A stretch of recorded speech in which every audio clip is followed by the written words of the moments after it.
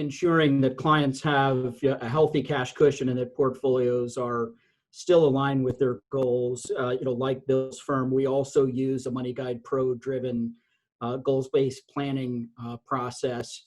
We've been focused on addressing uncertainty. So first, as much as advisors are focused on financial planning, I think it's still important as an advisor to have a deep understanding of the markets and to have a capital markets outlook that reflects the risks and opportunities. So we model the political, economic, pandemic, past crash scenarios against client portfolios using hidden levers, which is one of a number of tools out there. We think it's one of the better tools, and that's become one of the best additions to our process over the last 2 years.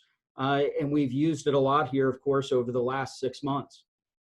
Next, after performing over 1,000 financial plans in the last decade, we found that adjustments to inflation, capital markets assumptions, asset allocation shifts have significantly less impact on plan outcomes or probability of success than the assumptions surrounding healthcare costs. And I would challenge the advisors on this call to not just take my word for it, go into those models and double the cost of healthcare and see what happens to the probability of success if the cost of healthcare escalate. As a gerontologist, we're seeing that while life expectancy is rising and the age of onset for many of these diseases, unfortunately, though, hasn't moved much. So we're living longer with dementia, with heart disease, with cancer. So the cost of care is in many cases far greater than expected. So we model individualized longevity and the cost of care using the Halo assessment tool that Genivity provided for us.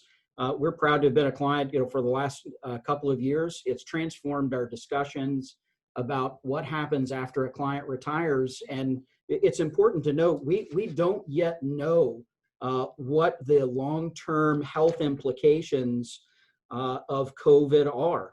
This virus has broad tissue tropism, meaning that it attacks multiple organs.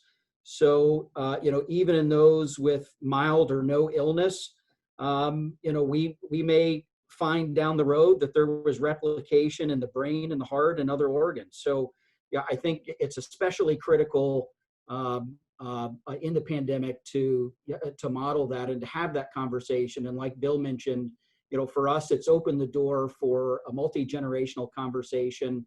You also get to know, their, family histories beyond just the health part as they're completing the Halo assessment.